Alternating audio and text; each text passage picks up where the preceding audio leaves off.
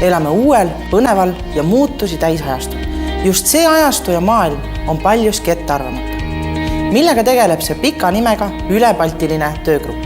Näiteks tehisintellekti arenguga. Oleme pannud aluse Eesti robootikaõiguse sünnile. Ja päris maailma kõrval on nüüd ka virtuaalmaailm. Aga see ei tähenda, et virtuaalmaailmas peaksid kehtima kuidagi teistsugused reeglid. Meie igapäevasteks ülesanneteks on seetõttu just inimõiguste, meedia ning andmekaitsealaste vaidluste lahendamine ning need toimuvad paljuski virtuaalmaailmas.